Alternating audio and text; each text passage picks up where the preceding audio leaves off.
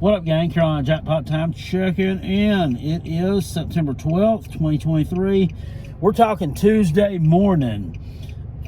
I am actually in my regular truck today. I am working, but I'm out and about in Greenwood, South Carolina. I've taken a new route here with Utz Quality Foods. I'm going to be working down in Greenwood for a while. Good little distance from my house, but the stores are pretty good. And there's a chance for us to get some good things going down here, so I'm kind of scouting some stuff out today and just seeing what I need to do, what I need to take where, because I have no clue. So now, be looking forward to some Utz Quality Foods videos from me on the new route coming up real soon. I want to get in here today and talk Saturday's game. South Carolina travels to Athens, Georgia, to take on the Bulldogs. We are a 27.5 point underdog to Georgia. About where I expected this line to be, honestly. When they came out on Sunday, I saw the lowest I saw it come out at was 24. The highest I've seen so far was like 29. It bounced up. Now we've settled about 27.5 point underdogs. You know, we know Georgia's the number one team in the country. They have been for, the past 2 years. Won the national championship past couple of seasons. I mean, what can you say? I mean, you can't get much better than the product that they put on the field the past 2 years. Just absolutely dominating. Very, very few games that they've even been tight or at all remotely in question, even in SEC play. So obviously a very, very tall task for the Gamecocks this Saturday afternoon at 3:30 in Sanford Stadium. We played the same team last year. South Carolina dropped that ball game by a score of 48-7. Those 7 points coming in at the final 10 seconds of the game, I think. Georgia could have scored 100 points that day if that's what they wanted to do. If they wanted to leave the starters in there and keep rotating them in and out, they could have scored 100 points. South Carolina was not prepared to play that game. They were definitely not the more physical team and just were totally outclassed on both sides of the ball from start to finish. It was very ugly. It was not a good day to be a Gamecock. The stands were empty midway through the third quarter. I mean, empty. I'm talking when that last touchdown was scored, you saw nothing but silver bleachers littered with towels and tears from what was once some high hopes to pull off an upset. But they have the goods to pull the upset off on Saturday. I don't think so. I don't think so. The 27.5 point line is something that, as I bet some games myself. I don't fancy myself a huge betting man, but I do dabble in it every Saturday. It just makes some games more exciting. Some games that you really wouldn't care about if you want to. Hey, I want to bet the over in the Texas State versus Baylor game, so I'm going to tune into it a little bit to see how it's going, how my bet's coming, and stuff like that. So it gets you a little bit more excited about certain games. I wouldn't really mess with this one. There is a chance that by stretching the field vertically with Spencer Rattler, Juice Wells has been kind of on a milk carton this year. He was supposed to play in the game against Furman. We really didn't see him do much there. He was in for a little bit, but the North Carolina game, totally, he appeared like one play, 2 plays. I mean, I didn't even know it was out there. So he's supposed to be ready to go against Georgia. And Juice is one of those, he's a volcano. He's one of those players that it's bottled up for a while. He's bottled up for a while last season at points, but when he's ready to blow, he's going to blow. It's like a volcano. Is it going to be this Saturday? It would be great to see. I think that he'll have to play some part in the offense, if not a big part in the offense, just to keep the thing within striking distance and to have a puncher's chance.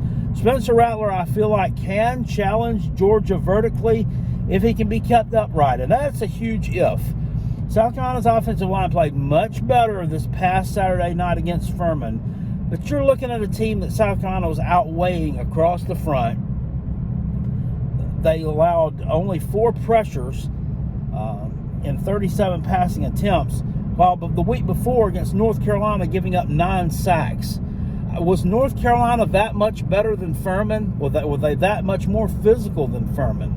This past Saturday, we saw Georgia North Carolina take on Appalachian State, and when I was watching at the end of the third quarter, App State had given up 0 sacks. I don't know if they ended up giving up any. That game did go to overtime with North Carolina eventually pulling out a 30-24 win. But the fact remains, the Appalachian State offensive line played much better than South Carolina's offensive line did against UNC. So is App State really that good and South Carolina that bad? Is North Carolina not any good? We don't know yet. We just finished up week 2. I tell you, it's a combination of all the above. North Carolina has some talented 4- and 5-star kids on their defensive line. And last week, or against the Gamecocks, we saw them actually play like 4 and 5 stars and really wreak some havoc in that Gamecock backfield. UGA has that. And the thing is, UGA has it at depth. And if you want to just talk depth, we look at Carson Beck, the quarterback for Georgia, 577 yards passing this year. Not only him, but the Georgia quarterbacks in general, they have 16 players who have made receptions on their team. We have nowhere close to that. The ball gets spread around there a lot. The rushing attack has been, not what a normal Georgia rushing attack looks like, but there again, they're spreading it out a little bit. I was listening to Uncle Lou talking about teams like Georgia playing these FCS foes, these lower level Power 5 teams like Ball State, and not putting up the results that the fans like to see. But however, keep in mind that they like to do a lot of different things against these kind of teams in different situations, see how different players are going to react, because they know they're going to win the game. I get that to some extent, but the slow starts against these kind of teams would be worrisome to me. A fast start, getting ahead of them 28-0, 35-0, and then doing all that experiment and doing all that stuff would seem like a more logical approach to the game to me. When you're tied with Ball State at 0 coming out after the first quarter, when you're losing to Furman 14-7 after a quarter, it makes it look like your team starts slow. Even whether you're trying to try new things or whatever the case may be, it's not a good look. So, defensively, we know what Georgia has up front. We think what South Carolina has, which are a lot of deficiencies. They've got to get the ball. Spencer Rattler he can't be running for his life. And my podcast partner, Rob Sanders, and I were talking about App State, giving up 0 sacks to UNC, and the UNC or the App State quarterback, getting the ball out of his hands quicker than what Spencer Rattler's getting the ball out of his hands for South Carolina. That may be something that South Carolina needs to look at, and hopefully it's something they have been looking at. Spencer's got to, when he's got time there to sit around in the pocket a little bit, like he had on Saturday night. I mean, he made some really good throws, and he's got the ability to get the ball in the end zone. He made some good throws against UNC as well, even under pressure, which was under pressure all night long. However, that did not produce any touchdowns. It did produce some touchdowns against the Furman team. So, what are we going to get on Saturday afternoon? I mean, I honestly think he's going to be running for his life a lot. And it wouldn't surprise me if that happened. And the Gamecock fans, don't be surprised to see a couple of turnovers. He's not turned the ball over this year yet against UNC, which that was, call that dumb luck, because you get sacked 9 times, you are bound to turn the ball over at least once, and he didn't. I think it was a miracle that the ball wasn't turned over against UNC, but he didn't. Against Furman, there were 0 turnovers. I expect to see a turnover or 2 against Georgia, along with, I'm going to say, anywhere between 3 to 5 sacks. I don't think they're giving up 9 sacks anymore, but I do see them losing some yardage there against Georgia. I think they're going to have a tough time running the ball. Dak Joyner has been penciled in as RB1 again for this coming week. Some of the Gamecock fans on the message boards and that are a little bit upset about that. But they kind of want to see the kid from Newberry College, Mario Anderson Jr., and the freshman DJ Braswell get some more touches like we saw him get against Furman.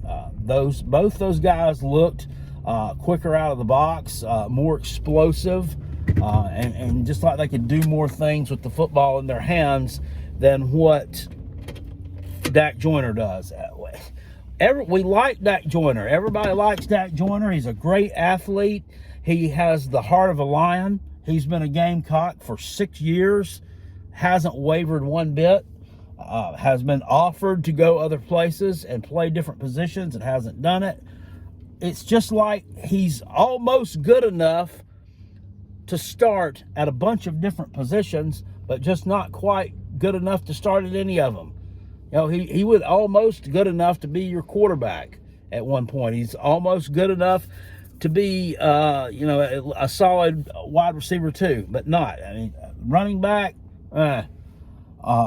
Now, the offensive line hasn't done him any favors. They really have not opened the kind of holes that you want to see to get their running game really popping. And I don't know, honestly, if you're going to see that this year. It may be a thing of that we're going to have to rely on Spencer Rattler getting rid of the ball quickly, going over the top quick, getting some quick hitters. I think we're going to see more and more of the freshman quarterback, Lenore Sellers, who, by the way, looked really good against Furman the other night. 4 of 4, 80-something yards passing, 2 touchdown passes, threw a touchdown pass to the freshman Nick Harbor, threw another one that other young man caught. I don't know why I can't remember his name. Tyshawn Russell. There toward the end of the third quarter on like a 50-something yard touchdown pass that it was kind of like over the top. One of the Gamecock guys on the radio today was talking about that too. Called it talking about the Willie Mays catch that he made back in the 1950s when he was playing for the Giants. If any of y'all know what I'm talking about or have seen that, I don't know if it was all that, but it was a nice catch by Tyshawn Russell. If I were you, I wouldn't bet this game. I would stay away from it. If you're a Gamecock fan, I'd keep plenty of beer in the fridge, plenty of alcohol on hand. You're probably going to need it. If, I were forced to bet this game, I would take Georgia in the points. I don't think that South Carolina is going to keep this thing within that number. I do think that we will keep it more competitive early. And I think that then Georgia is going to pour on a bevy of points. I could see us being down 30. I could see South Carolina going up 7-0 in the ball game. And then I could see before halftime it being 35-7 Georgia. I could see South Carolina maybe punching back a little bit and tightening it up to a 38-17 UGA, and then they end up winning it 45-17. 48-17, something like that. I think that's going to be my final score prediction. They score the same number of points they did last year, 48, and South Carolina is able to score 17. 31-point spread there. Georgia covers the spread. But I'm not going to bet the thing because I don't know. Because with that, the explosiveness that Spencer Rattler has, if, and it is a huge if, he's able to stay upright enough, he can make some things happen, and South Carolina can score some points. Winning It's not going to happen. They are not going to win that ball game. People are putting up stuff like, what would be more shocking? They put it up last week. What would be more shocking if South Carolina loses to Furman or if they beat Georgia? I saw that on the Spurs Up show, dude. He put it up as like a poll. I mean, come on. He's just wanting to try to get some engagement, and I get that. But, I mean, come on, dude. I mean, you're just putting that in people's head, making them think there's a chance there if there's not a chance. South Carolina beat Georgia in 2019. Jake Fromm was not a good quarterback. Relative to, I mean, he was a game manager. He was not a good quarterback relative to what I think the overall goal was that Georgia wanted to do, which was to develop a big boy downfield passing game. And when he tried to do that, it didn't work out very well for him. You know, he threw a pick six against the Gamecocks, turned the ball over a couple more times. You know, we needed, what was the guy's name? Rodrigo Blankenship. Needed him to miss a couple of field goals, which was unheard of for him to do. This not going to be a pretty game, but it will be a more competitive game than it was last year. And I mean, by default, I mean, it almost has to be, because last year's was a real stinker. But, you know, don't get your hopes up. Don't go in there thinking that, you know, the sky is going to fall and we're going to lose by 100 points. Also, don't go in there expecting a victory, because, I mean, it's just not, ain't going to happen. I mean, they're ranked number one for a reason. They haven't lost a game at home or anywhere, in years for a reason. They're really good. They're really deep. They're really talented, and they're really physical. And I just don't see us having a whole lot of success against them. So, unfortunately, that's where I see. But it can only go up from here. That is by far the best team that you will face all year. You hear that, Tennessee and Clemson fans? By far the best team that we'll face all year. Both of you are irrelevant compared to them, just as are we. So that's about all I got to say about that one, guys. I am actually going to be on a podcast tonight, be recording it this evening at 8 o'clock or so, called the Dawg, D-A-W-G, Dawg House Podcast, with a Georgia podcaster. I'm going to be on there for like a little 30-minute session. I haven't listened to any of his stuff yet. I've got a link to it. I'm sure some of you may know who the Dawg House Podcast is. I don't know if it has a large following, a small following, or a medium-sized following, but Carolina Jackpot is willing and open to go on as a guest of any fan base that has any kind of podcast or YouTube show or what have you on social media the week of the game, the week before the game, to talk Carolina football, to talk your team, to talk betting lines, whatever. So just reach out to me. I'll carve out time when I got it. But anyway, I don't know when that podcast will drop, but when it does, I'm going to make sure I make a little video about it. I put a little link to that podcast in the description box of that video so that you guys can see it as well, or listen to it as well. You don't see a podcast. Anyway, I'll see y'all later. Appreciate it. Peace. I'm out of here. Still, go Gamecocks. Spurs up, my toes up, and we'll be talking to you. Peace, and I'm out. Woo!